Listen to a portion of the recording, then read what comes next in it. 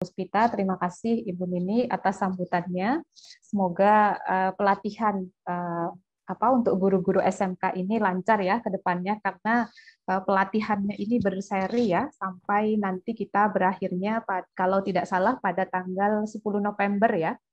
Nah, 10 November itu juga sebagai informasi ya Ibu-ibu, itu nanti Bapak Ibu sekalian, nanti itu ITS, disnatalisnya ITS ya, disnatalisnya ITS yang ke-61. Ini secara tidak sengaja ternyata tanggalnya bisa pas. Seperti itu. Baik, untuk memulai pelatihan pada hari ini, izinkan saya terlebih dahulu untuk membacakan sedikit panduan pelatihan ya pada tahun ini, karena temanya agak sedikit berbeda dengan tahun sebelumnya. Berikut saya izin share screen. Apakah screen saya sudah terlihat, Bapak Ibu sekalian? Sampun, G. Baik. Untuk tema pelatihan pada tahun ini, seperti yang sudah disampaikan oleh MC tadi ya, Mas Irfan, kami mengambil tema terkait pelatihan peningkatan kompetensi guru-guru SMK jurusan Keteknik Kimiaan se-Jawa Timur dalam bidang unit operasi proses.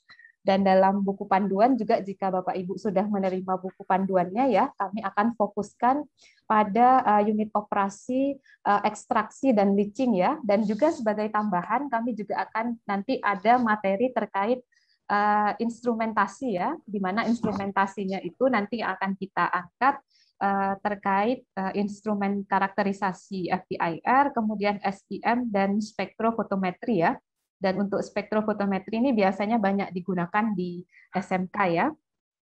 Baik, jika saya boleh lanjut pada pemaparan saya terkait gambaran umum dari pelatihan ini ya.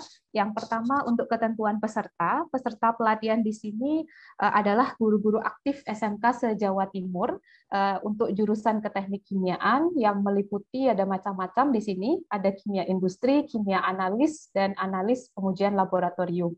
Dan kemudian tujuannya apa dari pelatihan ini? Tentunya kami ingin meningkatkan guru-guru SMK dalam bidang unit operasi, khususnya pada proses ekstraksi, serta instrumen karakterisasi ekstrak nanti yang didapatkan ya, seperti yang sudah saya jelaskan sebelumnya, ada beberapa ekstraksi. Istilah ekstraksi itu, walaupun kalau di lab, ya secara laboratorium itu hanya satu colong pemisah, tetapi begitu kita aplikasikan, itu menjadi dua alat unit operasi.